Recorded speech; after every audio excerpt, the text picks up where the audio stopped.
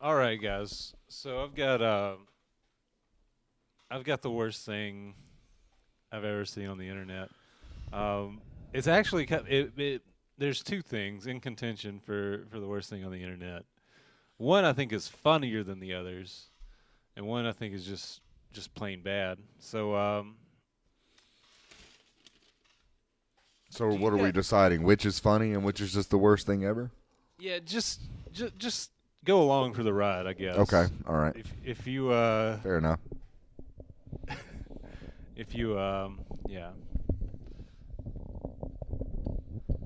Okay, so this is have you heard of the Deplorable Choir? They've been featured on Fox News. Yep. No. I don't watch Fox News as much as I used to. Okay, well you've been missing out. So Ansel, you're gonna have the I mean, deplorable choir, is that not just a synonym for Fox News? Oh, the tea has been spilled. You're canceled, Fox. So this is the song Brick by Brick by the Deplorable Choir. And I'm just going to play this for you guys. Gonna build that wall brick by brick. Ansel's going to get the... I've seen screen captures of this, so... Now, this is just like an introduction to the Deplorable Choir.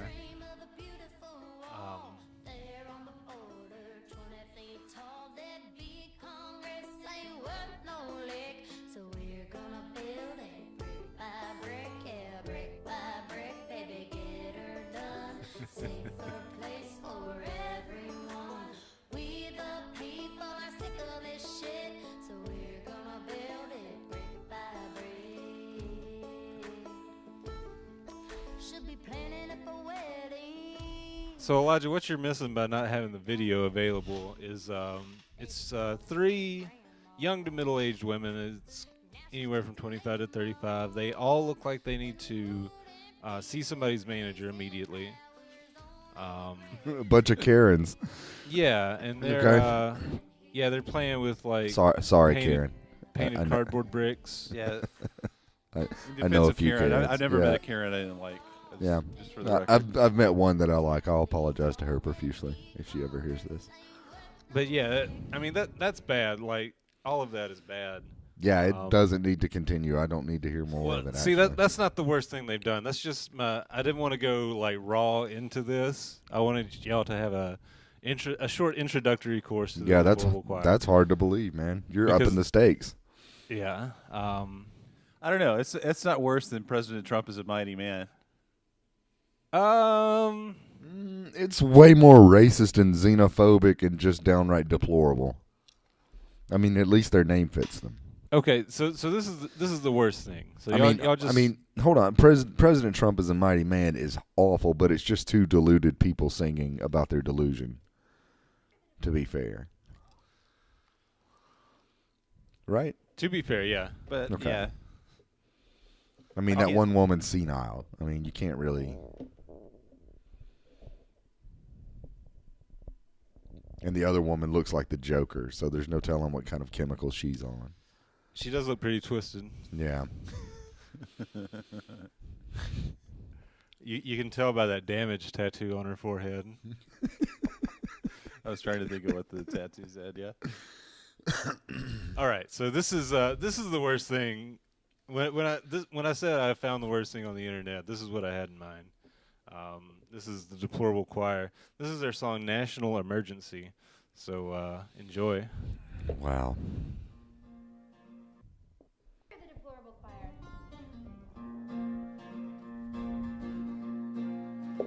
They want your wallets, they want your guns, they want the wieners off your sons. They'll run you like a tire gone flat, and we'll be Venezuela fast.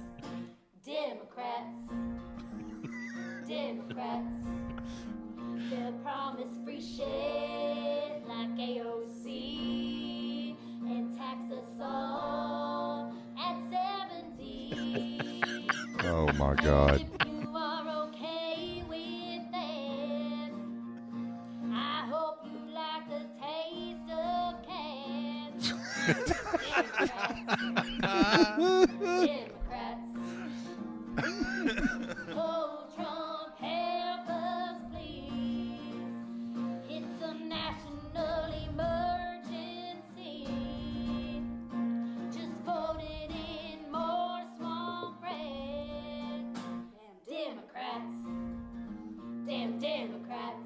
where's the lie? They want your guns. Where is the lie? They want the wieners of your son. So I hate these people so Damn. much. Not just those three people, but like, All of them. yeah.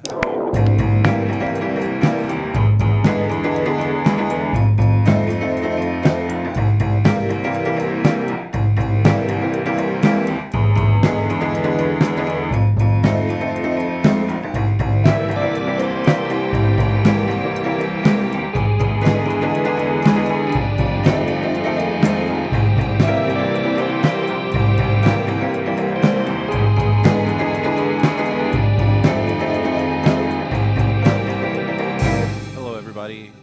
E Pluribus Book Club. Thank you for listening. I'm your host and conch holder for this episode. My name is Ansel. I'm Elijah Crowder. And I'm Dylan.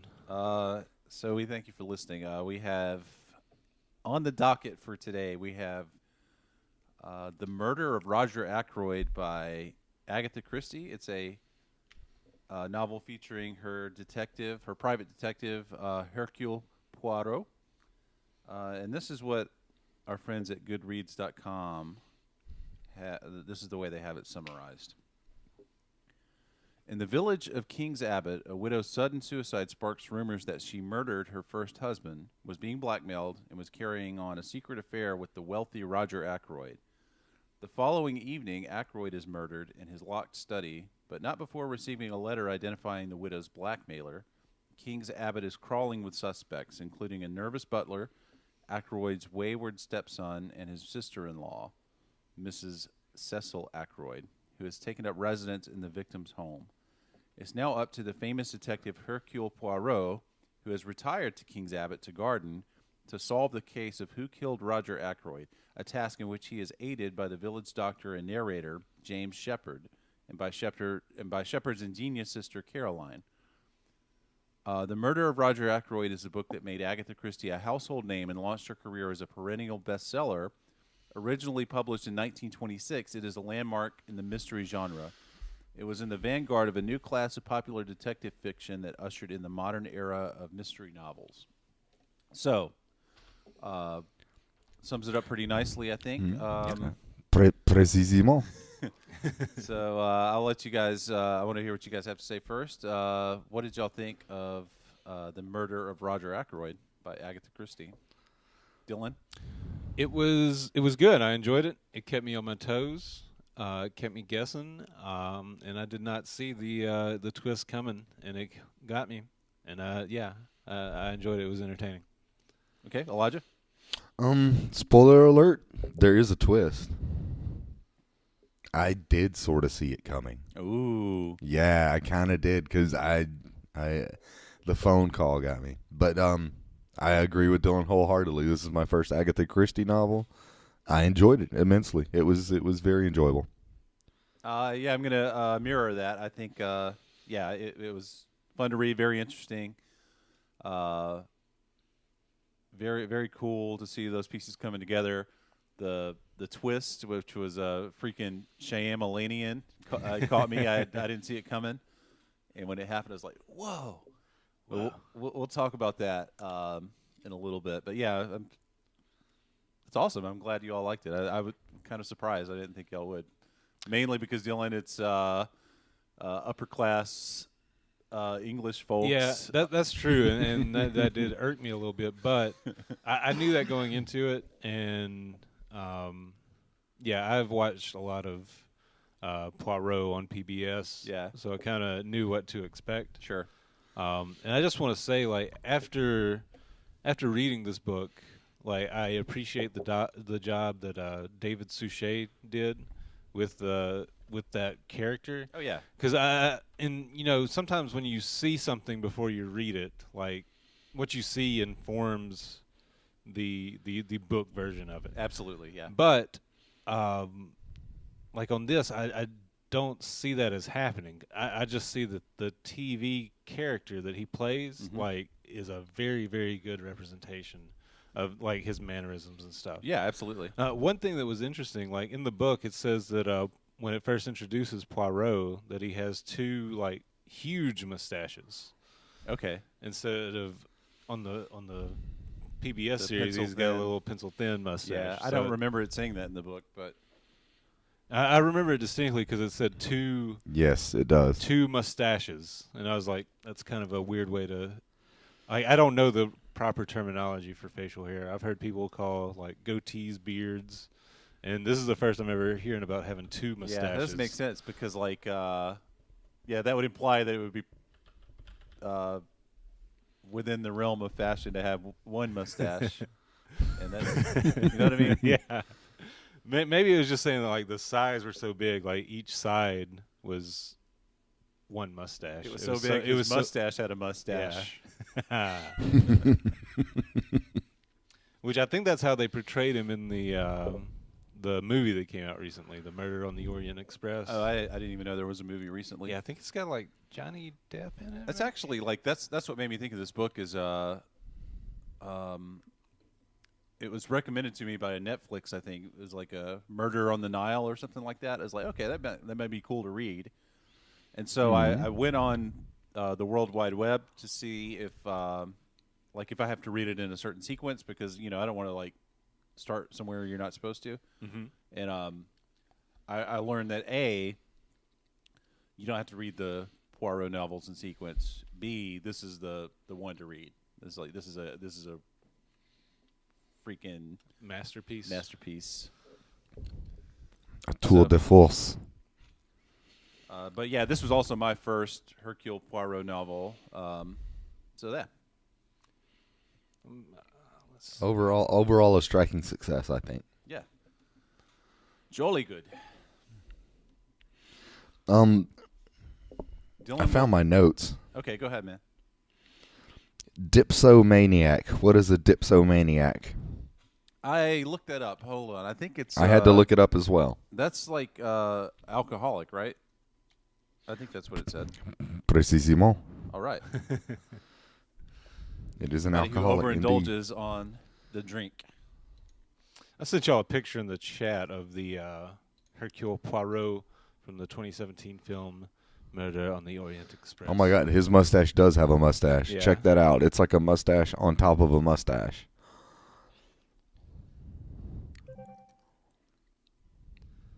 That is impressive.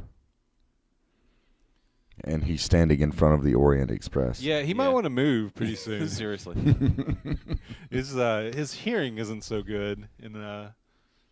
He's about to be caught by that cow catcher. You better move. Yeah. Anyway, as you were. you know, like how they like painted things on bombs and like the wars. You see, like, eat this suckers or whatever. What if Yeah. like train conductors, painted stuff like that on the cow catchers? I would like to see like a train with on the front engine, like the Spitfire, like The open tiger mouth. teeth. Yeah.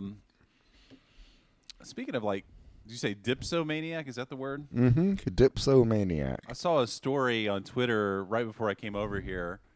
The police was called on somebody in a Texas Walmart parking lot who was drinking wine out of a Pringles can and riding a motorized scooter around. That's a dipsomaniac, I believe.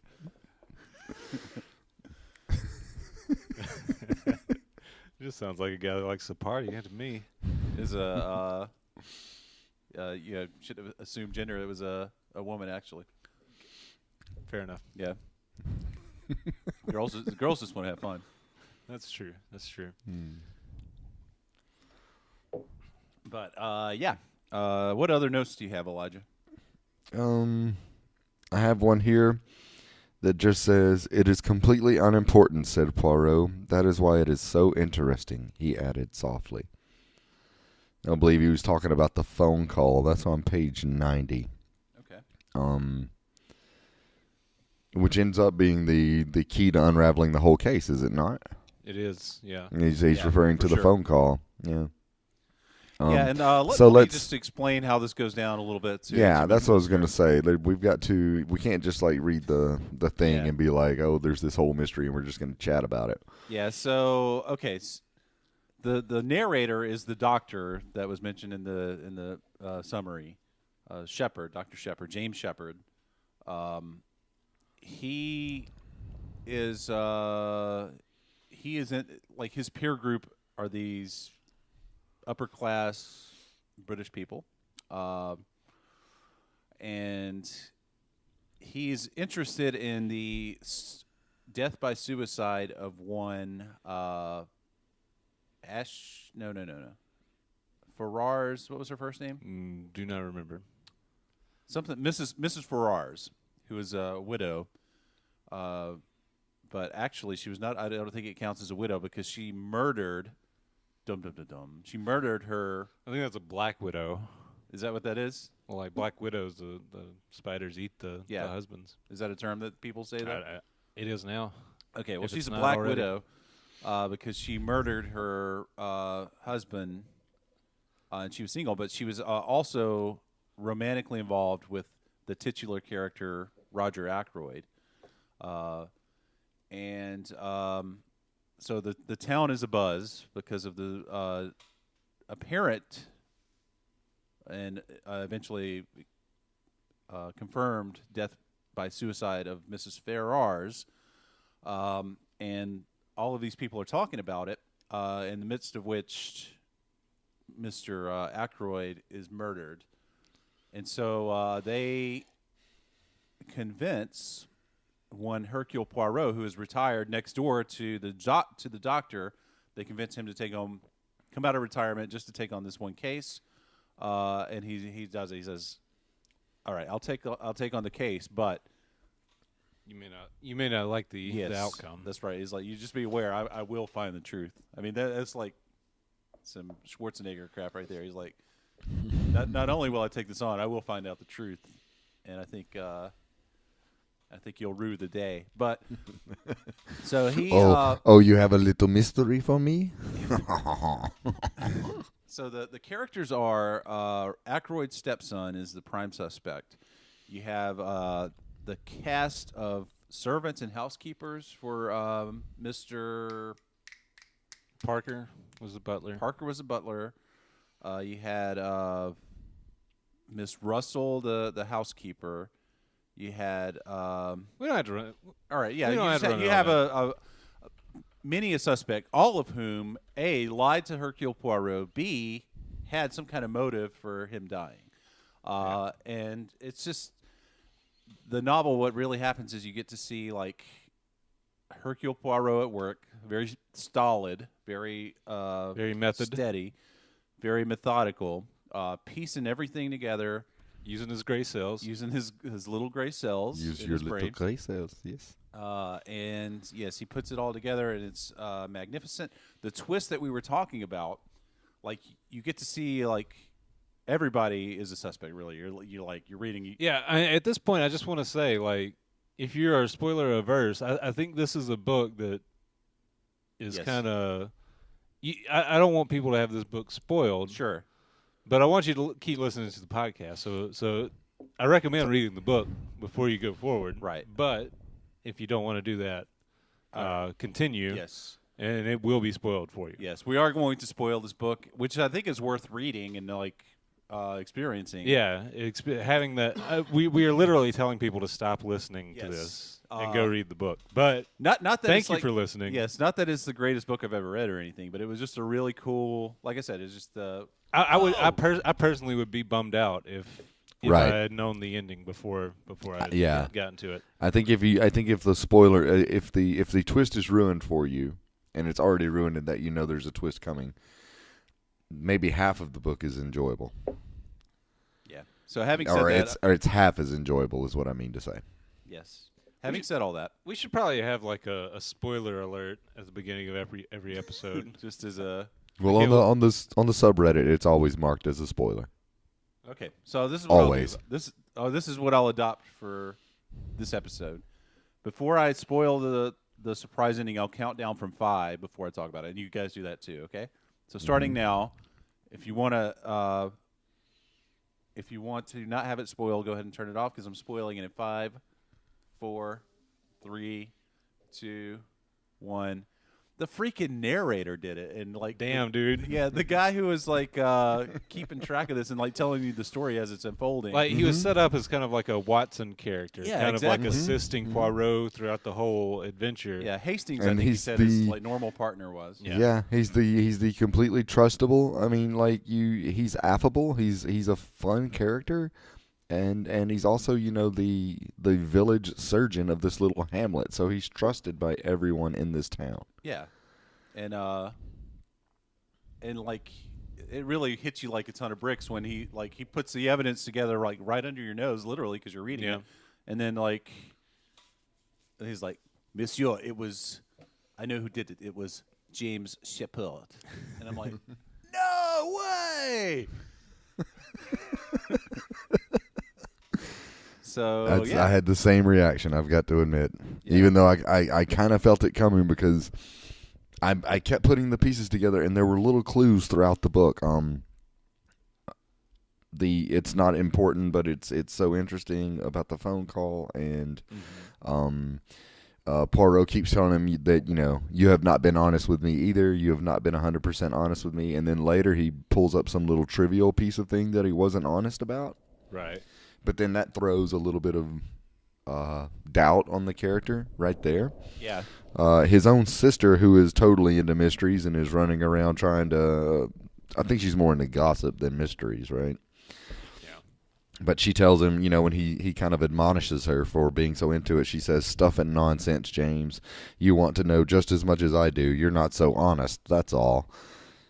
Yeah. Yeah. And then as everything else with all the other characters started to fall apart, and it was classic mystery material where they were all so believable to be Yeah. Yeah. guilty totally. that they absolutely couldn't be. Yeah, I mean, like And every he time was the every time only they talked one. about a character, I was like, okay, well, that must be who did That it. sounds like it. Yeah, and then Yeah. it was like, well, then they shift the focus to this character. Like, oh, okay, well, Yeah. that must be who did it. But never But once you know- did it say, oh, the 5, 4, 3, 2, 1, the freaking narrator, man, the good doctor. But growing up, like watching all the... I don't know if you guys watched as many of them with Mom as I did. Oh but yeah, the- I watched Ins- a ton. Yeah, Inspector Morse and is it Miss Marple? Yeah, Miss that's Marple, the Marvel, other. another Agatha Christie character, I And believe. Poirot. Like it follows this. It's sort of formulaic where if you suspect someone, they didn't do it. Yeah, Right. no, that's why like Ralph Payton was like he was absent through most of the novel. He was a prime suspect. I'm like, yeah, pretty sure he didn't do it for that reason exactly. Like, just like, yeah, the prime suspect is never Yeah. seen one too many episodes. But I All mean, of they that. they kind of like telegraph that too, because like it's all the people in like the inner circle is like Caroline and the person that was engaged to Ralph Payton. They were like, oh, I'm sure he didn't do it. Like Yeah. he's such a good boy. Like he could never do something Yeah. like this. And yeah, I never suspected Caroline either. That would have been shocking too. But the rest of them, narrated Caroline, Ralph, but I thought maybe Mr. Ackroyd had committed suicide. Maybe. Yeah, I didn't know. Yeah, it was crazy, guys. My chief suspect early on was the mysterious woman that was overheard in the park. I forget who that turned out to be. It was the That was the maid head that of the was- household. Was it? No, I was. No. I thought I was thinking it was that Ursula. That was girl. the Yeah, it head was of the Ursula, household with I can't her remember drug her last addict name. brother. yeah, No. Ursula I'm something talking like when like Caroline was walking through the woods Yeah. and heard Ralph Payton talking with the mysterious that. woman. That was Ursula. It turned out. Yeah. Okay, okay. Like she was my first suspect just because she was a mystery woman. Like, what's a mystery woman doing? You've got the, and like I was getting really bad vibes off of the Major Blunt. The huntsman, yeah. Yeah, he major was, blunt. For real, I thought it could have been him. He And also, seemed like a creep. Like he was like a big game hunter, and he Yeah. was like attracted to the. She was significantly younger than him, Right. person. Mhm. and he was like in his He- 70s or something yeah, like he was that. kind of like lurking around her and stuff. Are you trying to bag another trophy, eh? Yeah. And also like the Raymond guy, he was always like dismissive of whatever Poirot would say. So I was like, okay. That was Raymond's- the secretary. Yeah, the secretary, Raymond. I was like, okay, this guy, he's really, Okay. he's trying to get in the way, it seems like. He's trying to run a little interference. Yeah. So I got that. I got that vibe off of him as well. But I Also- think he was more like secretary / accountant, right? Yeah. Well, his official title was secretary, but he was Okay.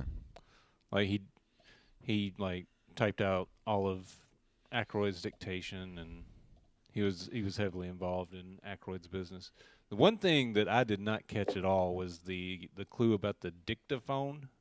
So Mhm. part of the way that Shepard kind of sets up this murder and almost gets away with it, Yeah. if it weren't for this meddling little Belgian, yeah. um, is there's a dictaphone in Roger Ackroyd's study where he gets murdered, and he had him he recorded something from him and had it like he had devised like a little alarm clock little gadget thing to kind of have it play at a certain hour Yeah, right. so that someone would hear Roger Ackroyd alive after he was dead. Yeah. And it was really clever, and it mentions like the dictaphone salesman earlier, but I think the secretary said like he sent him away and didn't buy one, Sure. Yeah. Mm-hmm. but he did buy one, and like that was just like the one thing, and you kind of forget about these little clues that he leaves behind as it gets into the rest of the story, because like I forgot about at a time I stopped thinking about the telephone call, like just how Yeah, bizarre sure. that was. I took it for granted that actually was what he said it was. And the chair that had been moved. Like, I forgot all about the chair that had been moved in the study. See, I knew that was coming back. I knew that was something. Yeah. I did that- not. They were I- pretty heavy Chekhov's about chair. foreshadowing on that actually meant a great deal. Yeah. But for the life of me, I can't remember what. Do you remember? Well, it was to conceal the dictaphone Right, because yeah. he had to get it out. Yes. Yes. Yes. monsieur. Precisement. So, what makes waffles Belgian? I think they're square. I think you can only call them that if they come from the region of Waffalia. No, yeah, I don't know. That's a good question. Maybe if it has like whipped cream and fruits on it. Google it, man. I'm already on it. But while I think it's really cool. We all enjoyed it. I like this genre, like just because like we kind of grew up with it. Our mother always watched these things, and like Columbo, I really still love Columbo. Columbo rocks. Whenever Columbo comes on TV, I'm like, that's a good Columbo. Columbo. I got just one more question. Just one more question. Just one more question. I hate to bother you, Oh, but you that's know, good, in man. North America, Belgian waffles are a variety of waffle with a lighter batter, larger squares, and deeper pockets than your ordinary American waffles. That's a good Columbo, dude. Belgian waffles. Belgian waffles were originally leavened with yeast, but baking powder is now often used. They're often eaten as a breakfast food. You might have toppings like you got your whipped cream, your confectioner sugar, your soft fruit, your chocolate Much like the spread, Columbo in the show, you this Columbo your has syrup overstayed and as your well. Butter or your margarine. In Belgium itself, there are different kinds of waffles, including the Brussels waffle and the Liège waffle. I hope you were going to say in Belgium that they're just waffles. Yeah. Yeah, that's basically, it's just a lighter batter than an American waffle. Okay. Then what Wikipedia says is an ordinary American waffle. I had a student from Russia one time, and I asked him if they call Russian roulette. And he chuckled. He's like, no. We call it suicide. We call it Tuesday. Speaking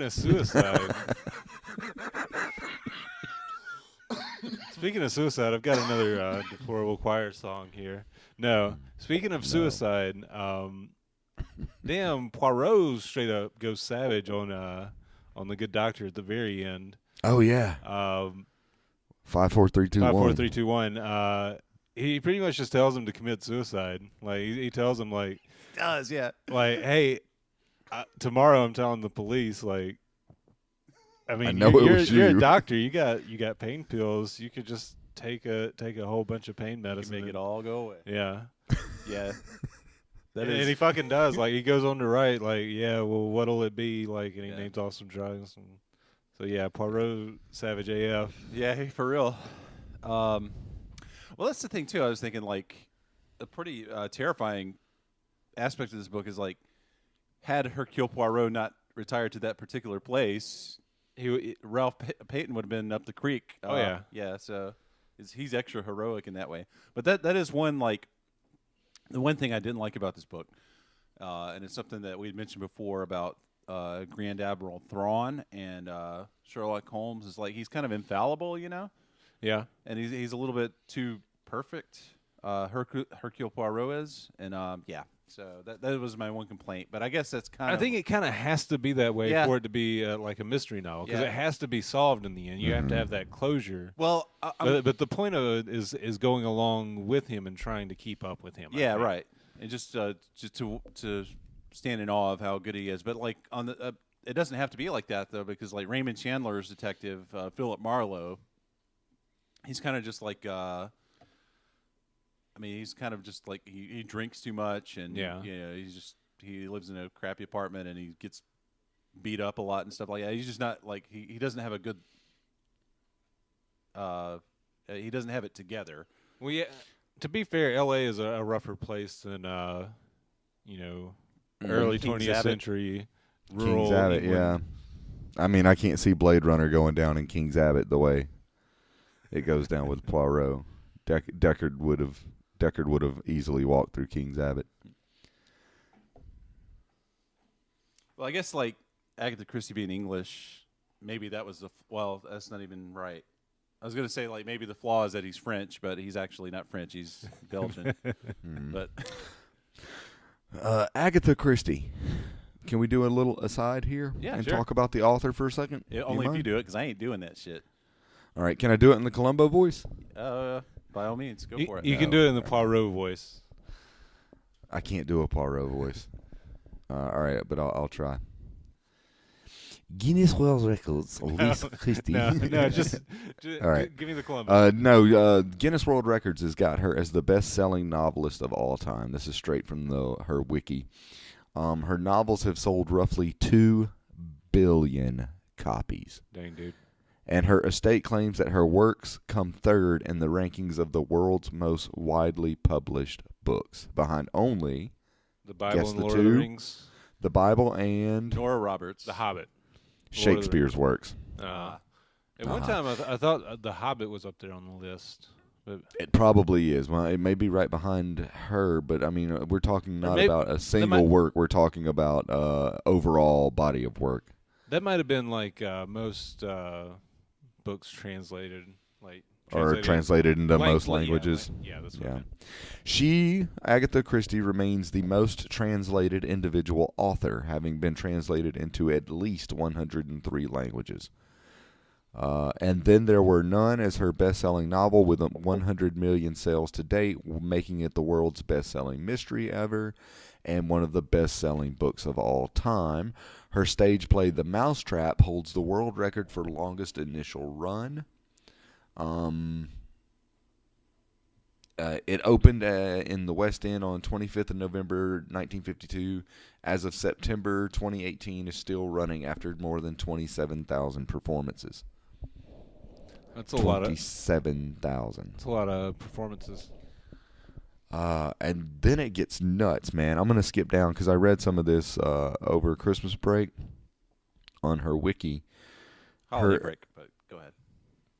We'll fix yeah. it in post. I forget about the war. I'm just not as patriotic as I used to be. Where is it? Her life, her social life. She disappeared.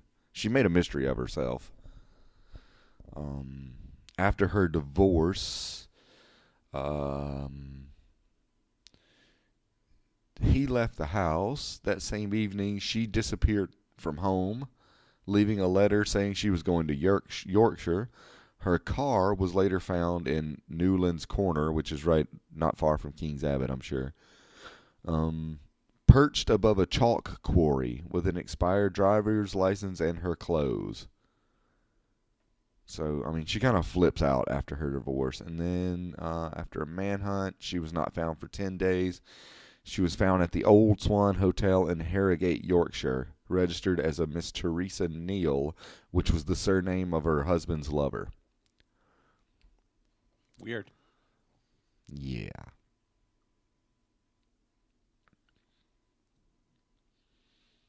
But then she goes on and remarries and continues life. Okay. It's like Yeah. you remember the astronaut who like put the diaper on and drove across the country to go confront her. Yeah. Oh yeah, I do was remember that. Probably like 10 years ago or Yeah. something like that. That was a pretty. Yeah. That's a chemical imbalance for sure. Well, love makes us do strange things, Yeah. Ansel. Anywho, so the murder of spoiler alert, Roger Ackroyd gets murdered in the murder of Roger Ackroyd. I'm at a loss for what else to say about it. I mean, I do like the genre, like I was saying, and I'm not okay. This is a good question. Do you think a book is as good a delivery system for this type of story as television or a movie? I think it's better, You think it's better? but because it gives you more time to think about the case. Okay. Like, because I think that's a key factor in the enjoyment of this book. This being my first mystery book, is like the part that I enjoyed the most was like I was right there with them with my little magnifying glass out. I was Sure. looking for any. You had printed out the drawings of the. I had a map of the county on my wall with a bunch of push pins and string. But yeah, I think like when you're watching it on TV, like it kind of moves too fast yeah. for you to kind of really keep track, and it kind of it shows too much. yeah, really. it doesn't let it marinate. Yeah. Yeah. I think that for that reason, I think books are better than film and TV for mysteries of this caliber. You're surprising me a lot today, Dylan. I'm not expecting these answers from you. So I don't know. I guess I don't know everything about you there is to know. I thought I did. I was entertained by this book. Okay. And that's what I'm looking for in a book is I want to be entertained, and I found it entertaining. Elijah, what say you? Do you prefer mysteries in book form or TV form or movie form? Well, I find myself speaking from a position of inexperience. This is my first mystery to really read. Yeah, mine as well. I mean, in the genre of mystery, but I've got to say, just off first feel, I prefer the Poirot PBS television shows. Yeah. I think it's a toss-up. I really do. And, well, the reason for it is, what's the actor's name? You said it, Dylan? David Suchet. David Suchet. He's amazing in it. But I think the reason I prefer it is because you don't get to stew in it so much more. And I think it's like what Dylan says he enjoys in his books is to be taken on a ride and enjoy it. I found myself overthinking this and maybe spoiled it a bit for myself as I was reading it. Well, you're just too good of a detective, dude. Man, what am I doing with my you life? need to go then? pro. Really? All right, so I'm going to start a podcast on Podcast Detective Agency. No, I think that's why I think I prefer the television shows better because I just kind of go along for the ride. I'm not looking for those clues so much. I know Superman, detective man or woman, is going to get the bad guy in the end. It's just interesting to watch them unravel it and me not have to be so involved in that myself. Yeah. I can dig on that.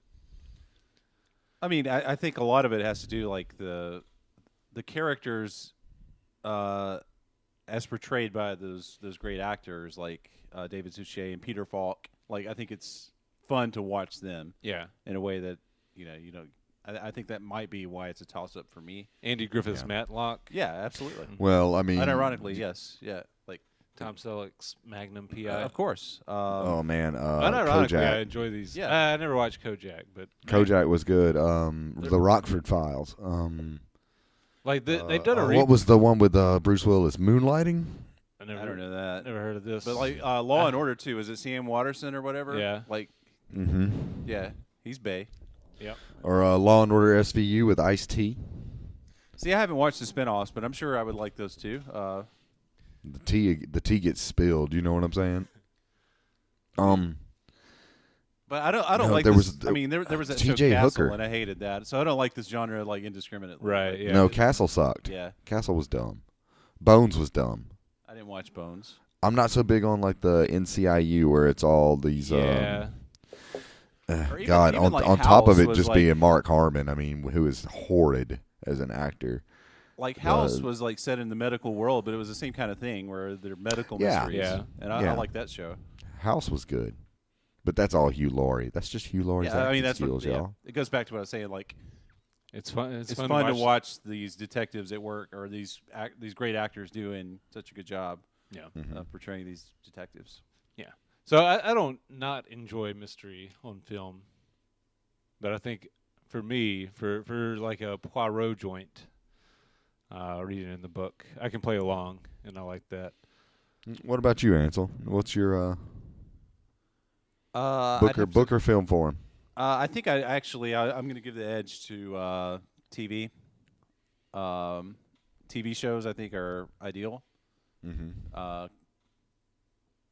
But I mean, it's a tentative statement. I reserve the right to go back and say books are better. Yeah, But based on this one, agreed. like this is one of the masterpieces of the Yeah. genre. Yeah. That's true. So like, yeah, of course I'm going to say this is like, this one slaps, even when The novelization of Castle might not be exactly. too good. I mean, the show might be way better than that. But anyway, What was the one with the guy who pretended to be a psychic? Psych, yeah. That Psych fucking rules. Psych. It's- Yeah, that show's funny. Yeah, Mom watches Psych, and I'll watch it with her, and yeah, it's Psych is a very good show. yeah. It's a lot of shenanigans on that show, and Oh, yeah. I'm a fan of shenanigans. Oh yeah. I stand shenanigans. In bringing it back to Murder of Roger Ackroyd, did nobody ever work like in 1920s No. England? Yeah, I mean, I thought that Like- Well, too. not in 'cause, these like, this- high-class this- houses. Well, like this doctor's running around pretending to solve a murder that he committed. Like He runs back and sees patients every day. He says so.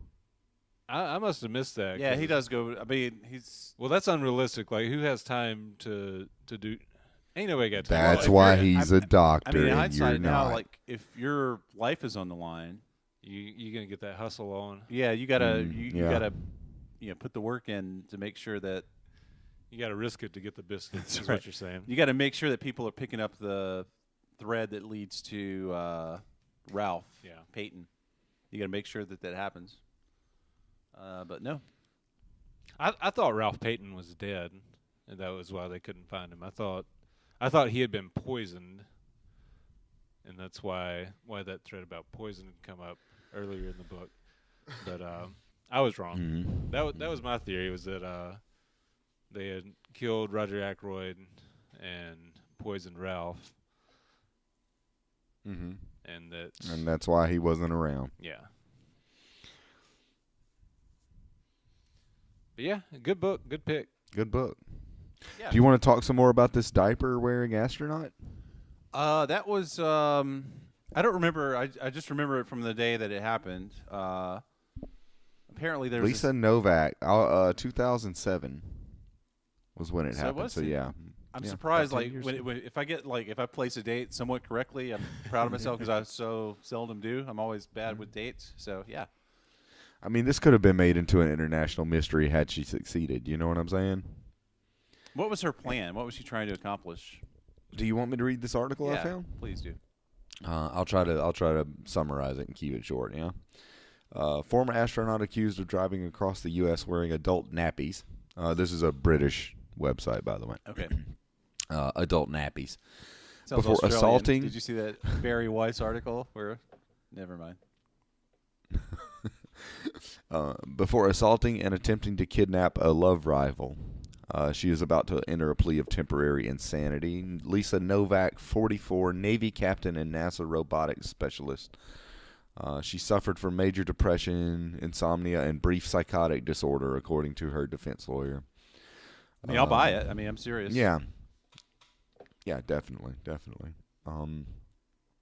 She allegedly stalked Miss Shipman at Orlando Airport and attacked her as she got to her car. Police say the married mother of 3 had driven nearly 1,000 miles from Houston to Orlando wearing nappies as astronauts do during launch and re-entry to avoid taking toilet breaks. Which when I first heard that headline, I was like, well, she's an astronaut. She's used to that. You know what I mean? Like, I didn't put the wearing of adult diapers to mean automatically that she was insane. But then she's accused of using pepper spray on the Mrs. Shipman. Police said that she had a bag that contained, get this, a steel mallet, a knife, and a BB gun. So choose your weapon. Yeah, she told. Itchy scratchy on her ass is what she's about to She told police she just wanted to talk to Miss Shipman to find out where she stands in the bizarre love triangle. And I just want to see where you stand. By the way, I do have a mallet with me. let me see how you stand. Yeah, she brought a BB gun, a knife, and a How mallet. she stood without kneecaps.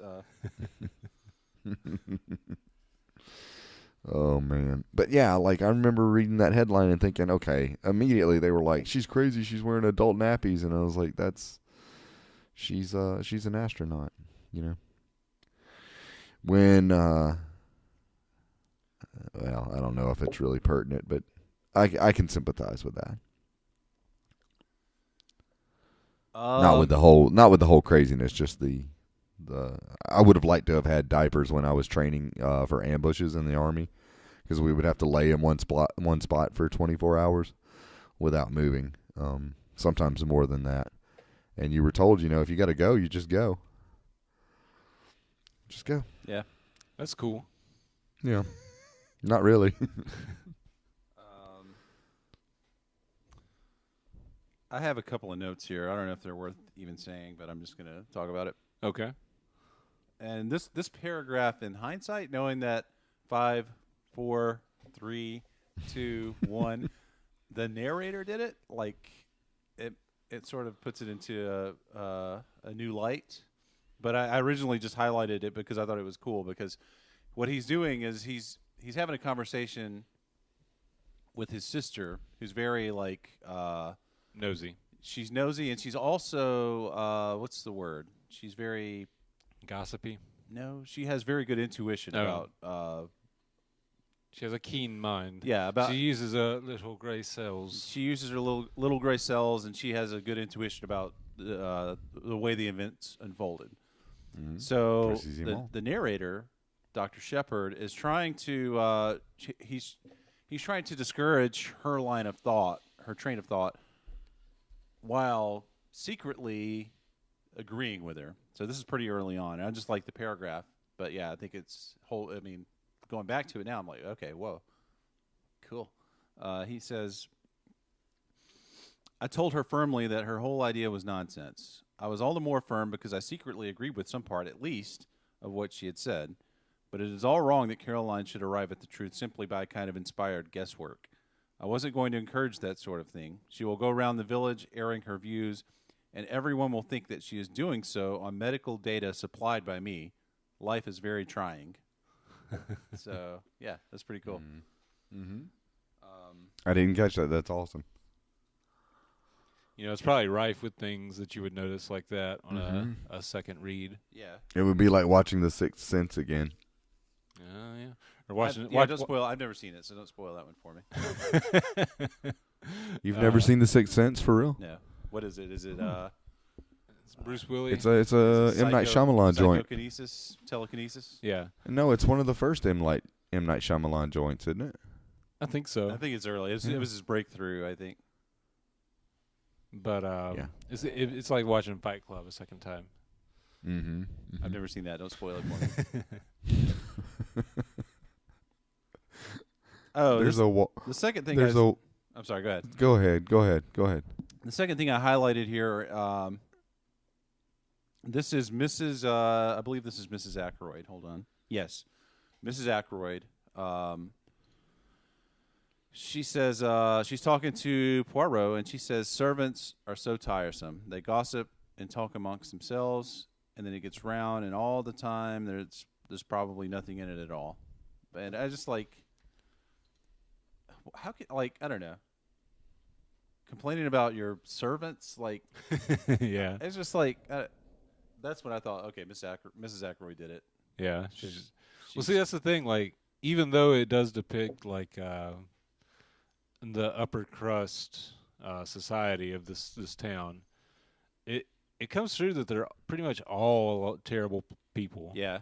So that's why like kind of that narrative focus on these people didn't bother me so much. Is it doesn't paint them in any sympathetic light whatsoever. Like it is just very truthful about it, and I think that's kind of Poirot's joint. The truth is going to bubble up to the top. Yeah. But no, they seem like very real flawed people, and in some cases just kind of downright evil people. But going back to last episode's book, maybe 2 episodes ago, As I Lay Dying, he didn't paint them in any sympathetic light either, though. Like, I mean, it's kind of a thing. It was a narrative focus on people that you didn't like, but it wasn't glorifying them in any way. Yeah, but these people were cleaner, so they took literally they took showers. yeah. Okay. Nah, maybe I might have been on one on As I Lay Dying. I might have to revisit that. I won't. Yeah, I hated it, Yeah.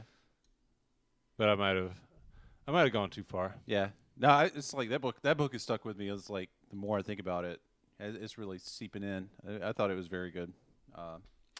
So we're doing good lately. I've liked the last few books we've read. You got something up your sleeve, I can tell. No, no, no, I don't. I really don't. I don't want to ruin our streak, but I think I already have. Let's. You guys want to wrap up the old? Do we? I think we're good. All right. So, final thoughts before we do ratings. Yeah.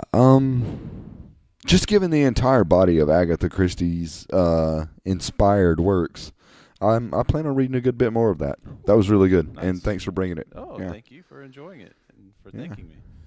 Yeah. Anytime. Dylan. I've long been a fan of Poirot. I'm glad this was my first foray into the written Poirot, the written canon. Good genre. I like the genre. I'd like Précisément. I'd like to see more from this genre moving forward. Yeah. All right, very good. I too enjoyed it very much. I say we rate this thing, and then we'll pass the conch on to the elder brother. It's his turn, right? Yeah. You picked the room. So let's rate it. I don't have anything yet, so one of you guys. I'll give it 2 mustaches. Ooh. A mustache within a mustache. No, just 2 mustaches. 2 mustaches. Would that would that be a singular mustache or like? You got to figure it out for yourself. 2 large bushy mustaches. Okay. Very well. www.google.com. Geraldo Rivera. Got it. Okay. Investigative reports. Well, I'm going to give the Murder of Dan Ackroyd. Roger Ackroyd. I give it 1 candlestick or 1 candelabra, 1 noose, and 1 what's another one? It's a lead pipe, a revolver, a rope, A knife. Wasn't there a candelabra? A Yeah, it's candlestick. a candlestick. It's a candlestick. You can't kill someone with a fucking wax candlestick. Well, there's all Um, right. Well, let's- it's a candle holder. yeah. Yeah, that's called a candelabra. Okay. No, it's called a candlestick. Candelabra is like a chandelier type thing, right? Well, Oh, yeah, maybe that's right. All right, I give it 1 menorah. No, I give it the lead pipe, the revolver, and the noose. It gets the 3 best weapons out of Clue. yeah, a candelabra is a large branched candlestick Okay. for holder holder for several candles or lamps. Oh, okay. And a candlestick is a singular, like marble. Like the guy in Beauty and the Beast that had the his Yeah. head was a candle. And he had- Pierre, I think. I don't remember his name. But Lumiere. he- Lumiere. Lumiere, that makes sense. yeah. French for light. Yeah. Yeah. Yeah, he was a candelabrum. Okay. A candelabrum. Yes. Well, Multiple. I give I give the book the pipe, the pistol, and the rope. Pipe, pistol, rope. Okay. Yeah. The The three best clue weapons. You don't think it? You don't think it deserves a candelabra? A candelabrum. A candelabrum? Yeah. Plural is candelabra. No, I don't. Okay. I don't. I just don't. I don't highly value that as one of the weapons in Clue. Okay. Well, I'm going to give it that candelabrum then because I think, it was Cause this book's on fire. Hercule Poirot. He shed light on it's the lit. situation, and Ooh, shed light. Nice. yeah, and I liked. I don't know. I should have thought You're about you're it. pulling something out of your ass right Yeah. now. You're pulling a candelabrum out of your Yeah, ass. that's Ow.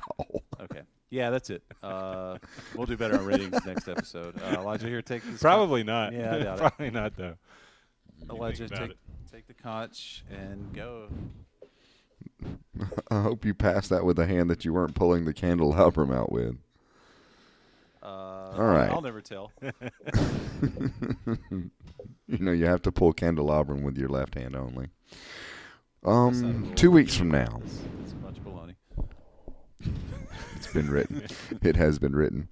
2 weeks from now, we'll be reading. I was just home with you guys, Mom and Dad. And I picked a book out of Mom's bookshelf, and then I left it there.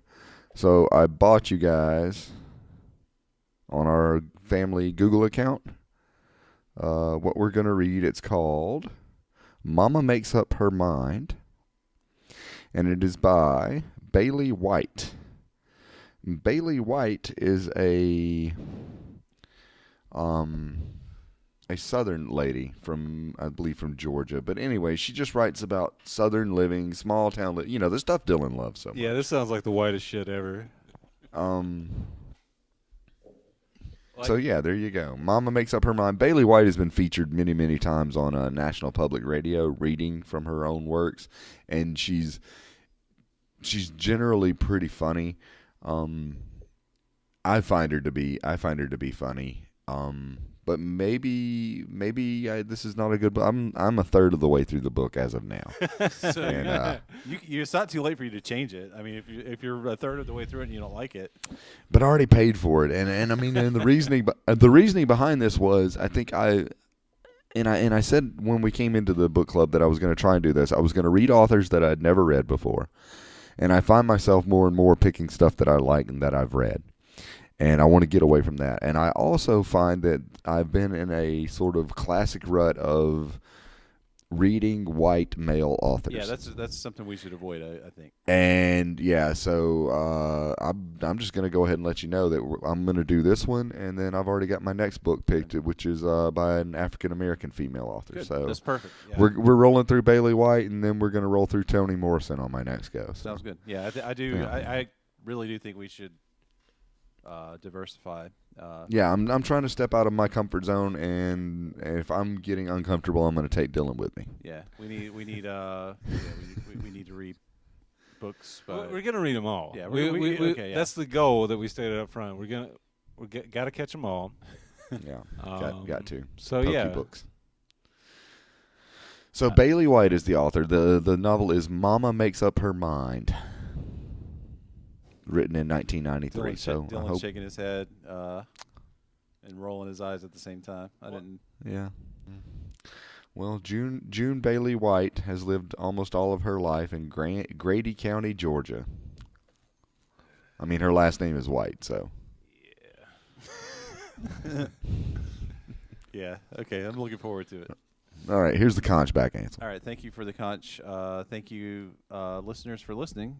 Hope you enjoyed it. I hope we didn't spoil it too much. I hope you didn't just skip right to the end, because Yeah, I mean that's a design flaw in our podcast. Is like, you know, Yeah, we're basically spoiling stuff for people. Yeah, But anyway, I think it's okay because most people are probably more well read than we are. yeah, that's probably Probably so. And I will reinstate or will restate that that on the subreddit, should you go to r/bookclubcast, every episode is there, and every episode is clearly marked as a spoiler and not safe for work. So there you go. And all of our episodes that's are the marked extent as, of my mod experience on Reddit. Yeah. If you're typing up angry letter because of foul language, it's marked as explicit too. So check. I mean, you just can't checkmate. Don't even send that email because you were Don't warned. do it. Don't do it. Be careful when you stare into the abyss because it stares back at you. This is true. Damn it. Okay, that's it for Book Club. Thank you. Spoiler alert! This is the end. This 5, 4.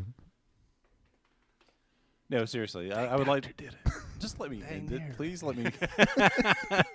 Just let me make it stop. Thank you for listening. We appreciate it. You're welcome. We'll see you in You're 2 welcome. weeks, or we won't see you. 3, 2, 1. Thank you for listening. Please listen again in 2 weeks. The dang narrator did it. It was the podcaster. Okay, goodbye. Bye-bye. This eagle's place is in the sky. She's still got a lot of flying to do. You can see it in her eye, though she's cried a bit for what we've put her through. She soared above the lifted lamp that guards sweet freedom's door. In the dews, the damps, the watchfires of a nation torn by war. Oh, she's far too young to die. You can see it in her eye. She's not yet begun to fly. It's time to let the mighty eagle soar once more. Let the eagle soar like she's never soared before. From rocky coast to golden shore, let the mighty eagle soar, soar with healing in her wings, as the land beneath her sings. Only God, no other kings. Let the mighty eagle soar.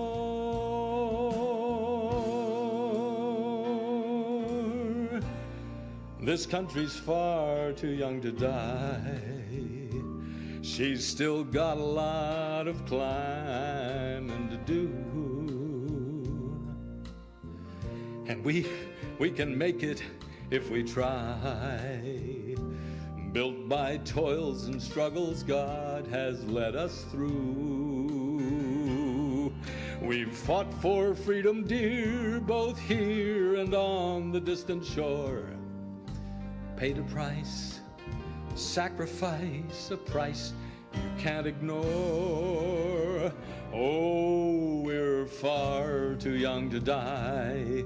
We can make it if we try. We've not yet begun to fly. It's time to let the mighty eagle soar once more. Let the eagle soar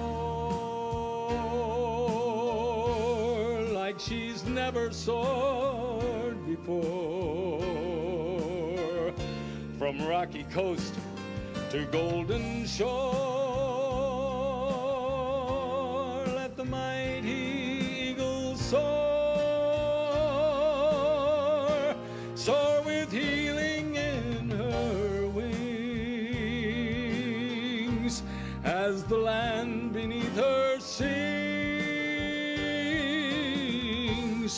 only God, no other kings. Let the mighty eagle soar. Let the eagle soar like she's never soared before. From rocky coast to golden shore, let the mighty eagle soar. Soar with healing in her wings as the land beneath her sings. Only God, no other kings. Let the mighty eagle soar. Only God, no other kings. Let the mighty eagle soar.